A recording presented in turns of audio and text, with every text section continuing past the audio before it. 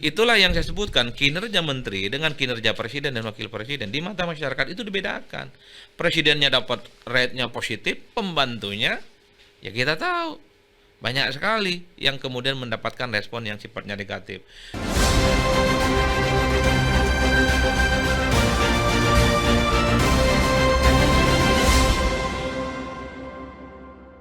Kalau kata Pak Prabowo sudah bilang bahwa jajarannya harus memperbaiki komunikasinya ke publik. Tapi Pak Prabowo mengatakan bahwa mungkin karena banyak sekali yang sudah kita laksanakan, banyak sekali inisiatif kita, banyak terobosan kita, banyak kebijakan kita, mungkin narasi ke rakyat jadi kurang sempurna, kurang intensif. Benarkah karena sebegitu banyak kebijakan dan terobosan yang dibuat oleh pemerintahan ini, atau memang karena lemah saja komunikasi publiknya? Saya kira memang ada benarnya juga yang disampaikan oleh presiden ya. Karena kalau mau jujur, begitu banyak sebenarnya kebijakan-kebijakan populis yang sudah dibuat oleh pemerintah, itu resultante di bawahnya nggak make sense. Satu, ketika misalnya ada efisiensi, salah satunya misalnya di sektor energi, soal tabung gas LPG 3 kg. Apa yang terjadi? Warung kelontong haram buka kok. Itu kan rame, padahal tujuannya adalah supaya subsidi BBM kita itu tepat sasaran. Sehari dua hari ramai, kemudian ada sidak, warung kelontong buka.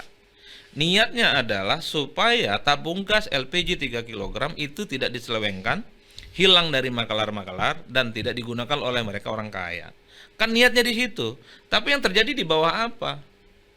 Warung kelontong yang selama ini menjadi akses dari masyarakat untuk masak itu ditiadakan. Itu yang saya sebut dalam banyak hal terkonfirmasi, Sylvia. Tapi saya membaca secara umum pernyataan presiden itu adalah investor, para pemilik modal, ini kan sebenarnya dia percaya pada rumor, percaya pada hal-hal yang sifatnya spekulatif. Oh, ini harga saham turun, ini pengangguran banyak, daya beli rendah, mungkin orang mudik berkurang. Oh, kayaknya sentimen pasar di Indonesia nggak oke nih. Pentingnya meluruskan kondisi yang semacam ini, menegaskan bahwa Indonesia baik-baik saja, ya tentu adalah bagian dari komunikasi orang-orang yang ada di sekitar istana. Bukan hanya jubir istana, tapi kementerian-kementerian terkait. Kalau saya sebenarnya sudah bikin catatan, ada sekitar 12 kok hal-hal yang sebenarnya secara substansi komunikasi politiknya nggak oke. Pertama soal tabung gas 3 kg. Yang kedua, kita tahu kan makan bergizi gratis kan orang senang. Ya. Siapa yang nggak senang dapat makan bergizi gratis? Tapi dulu kan otoritas makan bergizi gratis ngomong untuk daerah tertentu menu makannya pakai apa? Serangga, pakai belalang, pakai ulat. Ngeri, Bu. Sesuatu yang bagus, tapi karena menunya ini kok ada binatang-binatang kayak gitu, kesannya makan bergizi gratis nggak siap.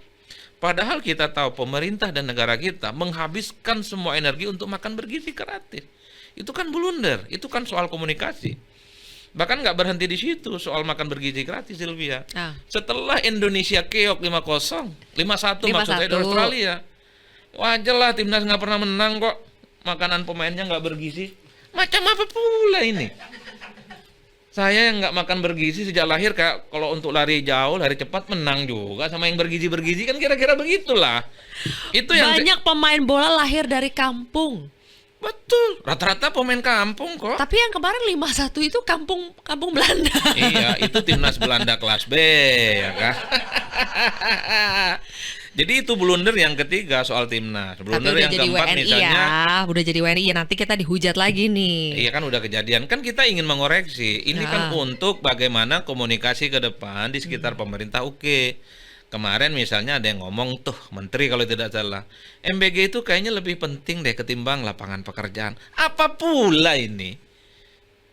MBG itu buat anak-anak supaya badannya sehat, jasmaninya sehat, dan sekolahnya semakin semangat, kan kira-kira begitu. Ya bapaknya pikirin juga dong, kan banyak yang nggak punya pekerjaan. Kelas menengah atas per hari ini bisa dicek. Dulu yang dia bekerja di sektor real, sektor formal, sekarang informal.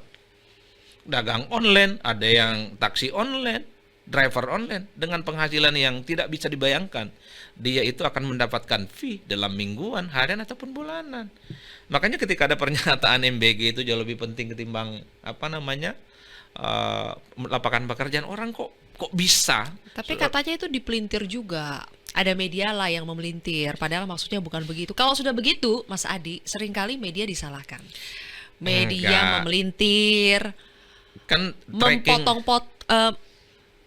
motong-motongnya itu padahal panjang tapi dipotong begitu terus dikasih narasi yang clickbait. Akhirnya seperti itu narasinya. enggak. Media ini kan anak sekolahan, rata-rata meliti. Ya kayak di Metro lah. Kayak di Media Indonesia ataupun Medcom, di podcast ini juga. Nggak mungkin dinaikkan beritanya kalau tanpa melalui proses yang cukup panjang setiap informasi yang disampaikan oleh narsum itu. Berita itu tidak lahir dalam ruang hampa, tapi dimasak dengan penuh seksama, penuh teliti, dikoreksi. Lah saya kan juga mantan wartawan, meneliti juga. Jadi barang dalam kertas atau disampaikan seperti visual kayak gini, itu nggak main-main. Ini kan menyangkut kredibilitas. Saya justru melihat sering menuduh media itu memelintir.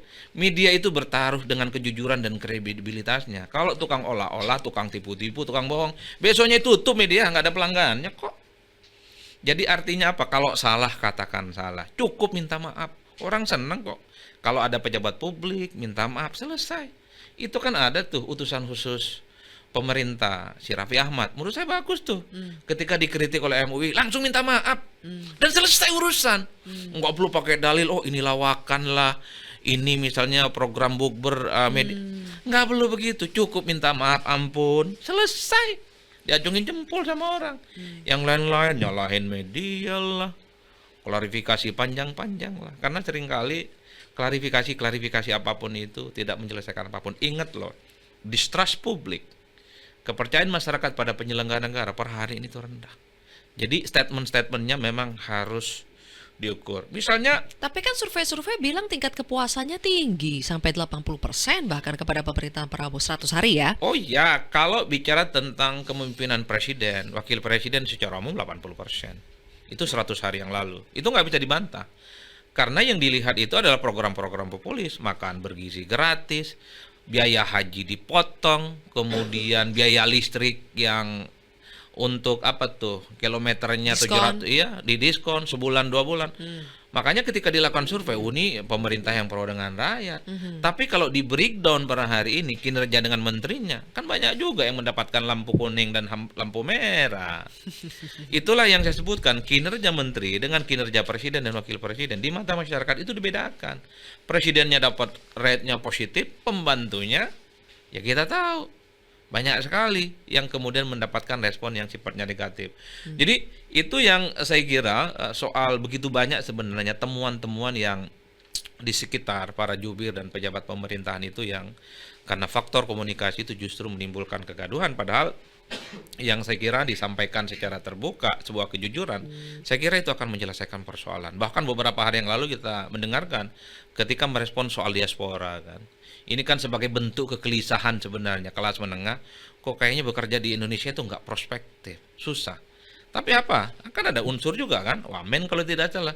Yaudah pergi aja ke luar negeri, nggak usah balik-balik aja sekalian. Aima kan. Oh, itu yang kabur aja ya. Nah, iya soal kabur, itu kan bagian dari kekisruhan. Kabur aja kalau perlu jangan balik lagi. Padahal kan sederhana, dimanapun Sil, Aha. orang itu kalau di Indonesia itu kerjanya oke, insentifnya oke, fee-nya oke, lebih memilih di Indonesia.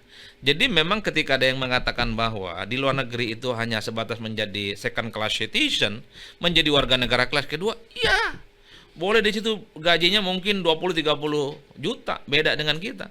Tapi kalau dia dianggap sebagai warga negara kelas 2 nggak happy juga. Kan orang di Indonesia itu mau bekerja, dapat insentif yang cocok dan dekat dengan teman-temannya, dekat dengan sanak familinya, dan kemudian mendapatkan first citizen, bukan second citizen gitu loh. Itu yang kemudian menjadi penting sebenarnya persoalan komunikasi publik dalam konteks ini. Ini kan pemerintahan baru 6 bulan. Ya. Kalau mau jujur, kekisruhan, instabilitas, ataupun rumor-rumor, ini tentu belum ada yang mampu menggerakkan dan meluruskan rumor-rumor ini supaya publik itu tidak merasa was-was, pasar itu kemudian percaya, dan yang paling penting, para pemilik modal dan investor itu menganggap bahwa gonjang-ganjing ini sifatnya sesaat dan tidak terjadi. Ya buktinya, indeks saham kita sekarang normal. Ya kan, diatasi. Dan kemudian misalnya soal nilai tukar rupiah, kan tidak seseram yang kita bayangkan. Sekarang secara perlahan sudah mulai pulih. Dulu karena belum ada klarifikasi dari para jubir-jubir pemerintah, terkesan, waduh, ini kok krisisnya lebih serem dari 98 gitu. Gelap nih Indonesia nih. Gelap nih. Nah. Narasi-narasi yang kayak gini untuk pasar, untuk pemodal, para investor, gelap gulita, Zilvia. Pentingnya komunikasi publik, pejabat dan para jubir istana di situ relevansinya. Artinya kebijakan-kebijakan populis, down to earth, pro rakyat yang sudah dijalankan oleh pemerintah, kalau penyampaiannya tidak oke, terpotong-potong, itulah yang sebenarnya dikhawatirkan oleh presiden. Bukan apresiasi yang didapatkan, tapi justru kegaduhan dan resistensi.